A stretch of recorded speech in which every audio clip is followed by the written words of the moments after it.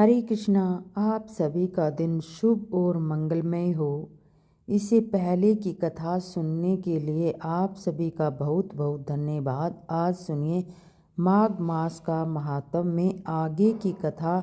श्री सूत जी कहते हैं, चमत्कारपुर में एक समीप मरक नाम के प्रसिद्ध एक श्रेष्ठ दिग्गज थे। यथार्थ ब्राह्मण थे जो वेता विद्वानों में अग्रणी माने जाते थे। विद्वान प्रस्थ आश्रम में स्थित में वहाँ उन्होंने बड़ी भारी तपस्या की थी। जिस समय वह गृहस्थ में तभी ढलना अवस्था में उन्होंने एक सर्वशुभ लक्षण सनपत्र पुत्र हुआ था। पिता ने उसका नाम मार्कंडी। पिता के आश्रम में ही बालक का लालन पालन हुआ था और वह जल्दी बढ़ गया। धीरे धीरे उसकी व्यवस्था 5 वर्ष की हो गई।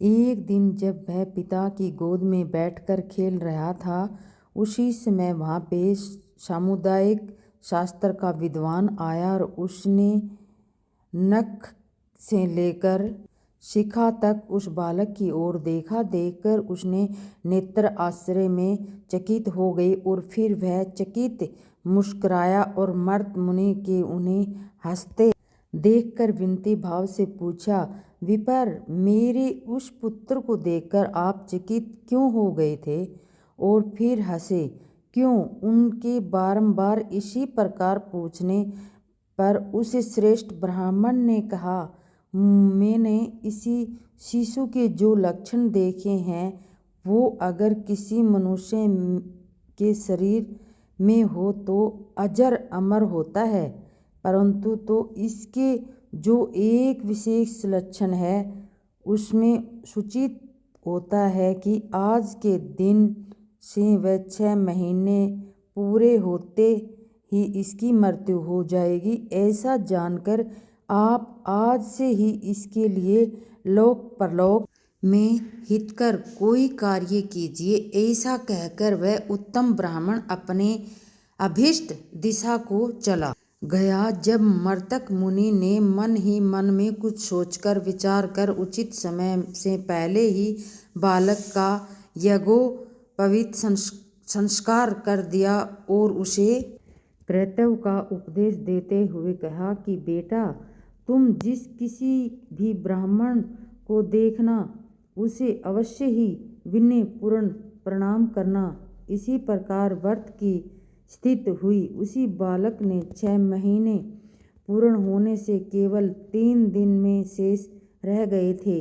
वह सदा प्रत्येक ब्राह्मण को प्रणाम करता रहा और इसी बीच में तीर्थ यात्रा प्रयाण शपथ ऋषि गण उधर भी निकले जहाँ वह मेखला धारी मार्कंडा था। उसने उन सब मुनियों को बारी बारी प्रणाम किया और सबसे अलग अलग उसे धैर्य होने से आशीर्वाद दिया और फिर मुनिवर वरिष्ठ ने उसी बालक को ब्रह्मचारी की ओर देखते हुए कहा कि हम सब इसी शिशु के दृढ़ होने का आशीर्वाद तो दिया है, परंतु यह तो आज के तीसरे दिन अपने प्राण त्याग देगा। इसीलिए हम लोगों का वचन का इसी प्रकार झूठा होना कदापि उचित नहीं है। इसीलिए ऐसा कोई उपाय किया जाए जिसे यह बालक चिरंजीव हो जाए। और फिर से यह सभी महर्षि आपस में विचार करके इसी निश्चय पर पहुँचे कि ब्राह्मण जी को छोड़कर दूसरा कोई भी इसके जीवन को उपाय नहीं है।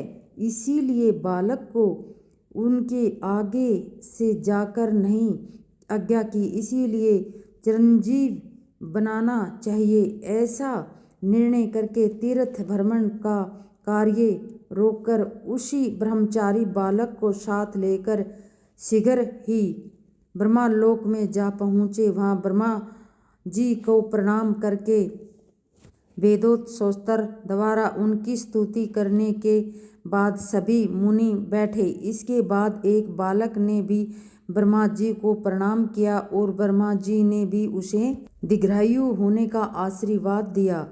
फिर ब्रह्मा जी ने शपथ ऋषियों से पूछा कि तुम लोग कहाँ से और किस लिए इस समय आए हो, और ये उत्तम व्रत धारण करने वाला बालक कौन है।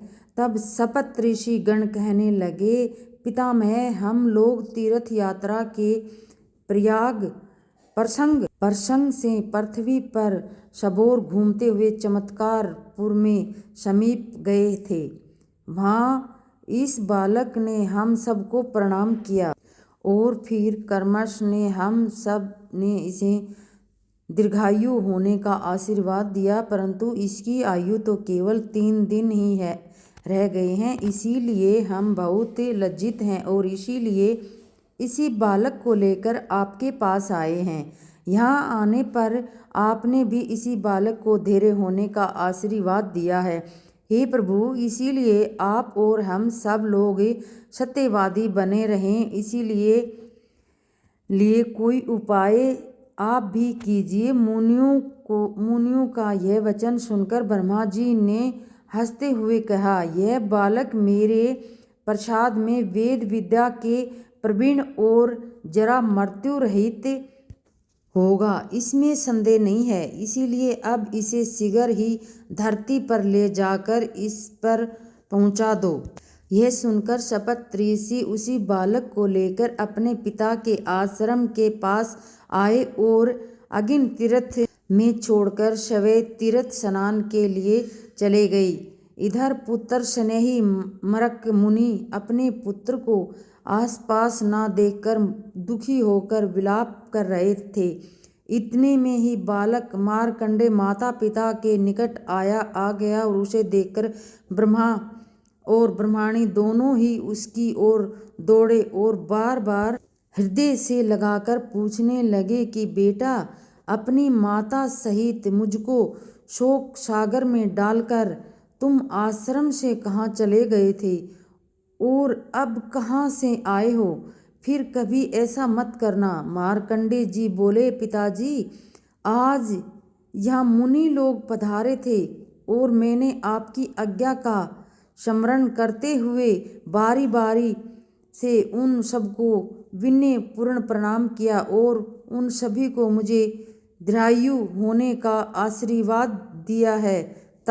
तब उनमें से वशिष्ठ जी ने हंसकर कहा, मुनियों, आपने जिस बालक को दीर्घायु कहा है वह तो आज के तीसरे दिन ही मृत्यु प्राप्त होने वाला है।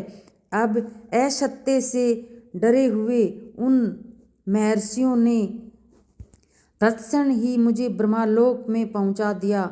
वहां जाने पर मैंने ब्रह्मा जी को प्रणाम किया और तब उन्होंने मुझे दीर्घायु होने का आशीर्वाद दिया। जब उन मुनियों ने भी मुझे आशीर्वाद देने का सारा वृत्तांत कहा और यह अनुरोध भी किया कि पितामह, आपकी कृपा यह बालक जिस प्रकार दीर्घायु हो सके वैसा ही प्रयास कीजिए, तब ब्रह्मा जी मुझे अजर अमर बना दिया और तुरंत उन शपथ ऋषियों के साथ ही घर भेज दिया। मुनि मुझे आश्रम के समीप छोड़ कुंड में स्नान करने चले गए। ये मार्कंडेय की यही बात सुनकर मर्त मुनि को बड़ा हर्ष हुआ और तुरंत उसी स्थान पर गए जहाँ मुनि लोग स्थिति में थे। उन सब ने प्रणाम करके हाथ जोड़कर खड़े हो गए और बोले, मुनिवर, आप लोगों के प्रसाद से आज मेरा कुल की वृद्धि हुई है। किन्हीं आचार्यों में यही बहुत उत्तम बात कही है कि साधु पुरुषों की सेवा करके मनुष्य तीनों लोकों को ख्याति लाभ करता है। साधु जनों को दर्शन पवित्र हैं, क्योंकि साधु पुरुष तीर्थ स्वरूप है। तीर्थ और कुछ समय के बाद वह फलता है, लेकिन साधु पुरुषों का समागम तुरंत ही फल देता है। इसीलिए आज आप सब मेरे घर अतिथि रूप में आए हैं। बताइए किस प्रकार आपकी सेवा करूं? तब ऋषि गण कहने लगे, मुनि हमारे लिए तो करोड़ों अतिथि के तुल्य हैं कि आपका अल्पायु बालक भी अमर हो गया। मरक के कहा, मुनिवर, जैसे मृत्यु से गले में लगा लिया था वैसे उसी बालक की रक्षा करके आपने सम्मत कुल का उद्धार कर दिया। ब्रह्मा दाती, खराबी, चोर और व्रत को भंग करने वाले पापी के लिए सत्पुरुषों का प्रायश्चित बताया है, परंतु कर्तव्य में उद्धार का कोई उपाय नहीं है। इसीलिए हे मुनि, मुझ पर कर्तज्ञता का दोष न आए ऐसा उपाय तो आपके अवश्य ही करना चाहिए। ऋषि बोले, दिव्य श्रेष्ठ, अगर आप कोई प्रति उपहार करना ही चाहते हैं तो हमारे कहने से यहाँ ब्रह्मा जी के लिए, जिन्होंने आपके पुत्र को अमर बनाया है, एक मंदिर बनवाइए और तीर्थ में ब्रह्मा जी का स्थान कीजिए। फिर स्वयं ही आप पुत्र के साथ यहाँ रहकर दिन रात उसकी आराधना करें और हम और दूसरे ब्रह्मा भी आपके साथ रहेंगे। हर दिन पितामह का पूजन किया करेंगे। यहाँ आपके बालक के साथ हमारा सख्य संबंध स्थापित हुआ है, इसीलिए यह तीर्थ बाल सखे के नाम से प्रसिद्ध होगा। हमारे वचन से तीर्थ सदा रोगी और